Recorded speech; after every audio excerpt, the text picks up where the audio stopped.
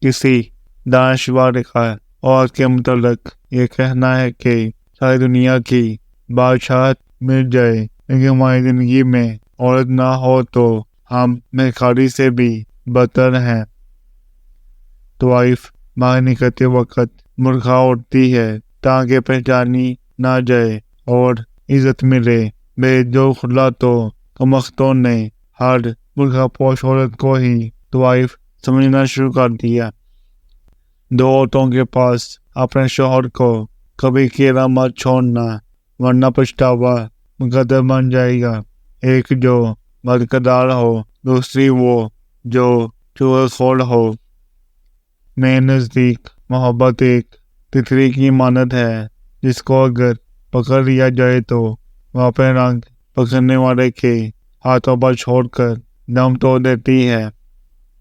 انسان کو انسان کے سمجھنے کی ضرورت ہے بس، ورنہ اکثر دس لہجوں کے پیچھے کاج سے نازک دل ہوتے ہیں۔ کسی نے سچ کہا ہے کہ عورت صرف محبت کی لاٹھی کے سہارے عمر بھر نہیں چل سکتی، اسے غیرت کی تحفظ بری چھاؤں بھی درکار ہوتی ہے۔ احتیاط ضرور کیجیے، چاہے آپ سڑک پار کر رہے ہو یا حد۔ ہم جب کسی سے محبت کرتے ہیں تو اسے بہت ہی اونچا مقام دے دیتے ہیں، اتنا اونچا مقام کہ پھر آخرکار وہ شخص ہماری ہی پہنچ سے بہت دور ہو جاتا ہے۔ جس عورت سے آپ کو محبت ہے اس کے ناجائز خواہشات دبا کے رکھنا، وہ ہمیشہ وفادار رہے گی۔ روشنی میں تو سبھی ساتھ چلتے ہیں مگر اندھیروں میں خدا کے سوا کون ساتھ دیتا ہے۔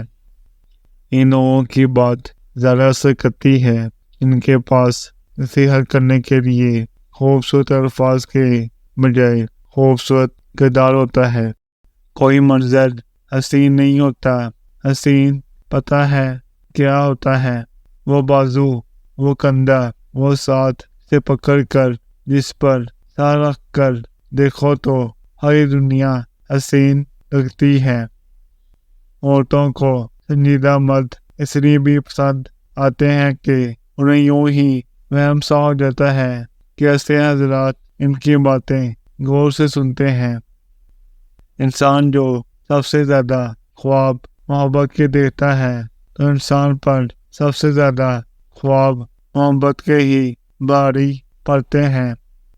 محبت کی ڈوری اور وفا کے دھاگے اگر ٹوٹ جائیں تو دوبارہ نہیں جڑتے۔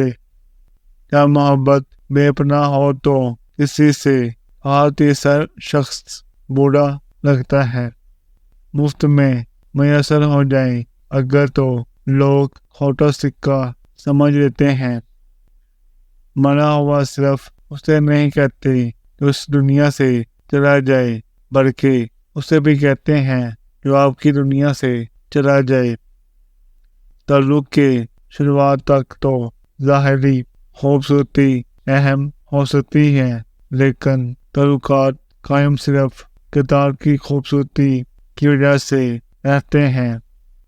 مٹی کے جسم میں کشش تبھی جاگتی ہے جب کسی روح کو اپنی بچھڑی دوست روح سے واسطہ پڑتا ہے، ورنہ یہاں تو حسین و جمیل چہرے بھی قرب کو نہیں باتے اور کبھی کوئی عام سا چہرہ بھی جان سے پیارا ہو جاتا ہے۔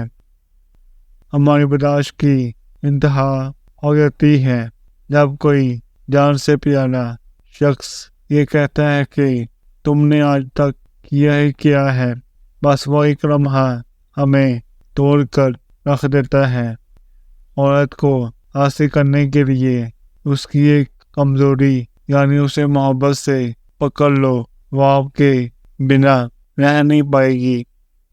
کبھی کبھار محبت مانگنا بھی بھیک مانگنے کی طرح ہو جاتا ہے، جیسے آپ نے کشکول کسی کے سامنے کیا ہو اور وہ آپ کی عزت نفس دل کر ہاتھ میں تھما دے۔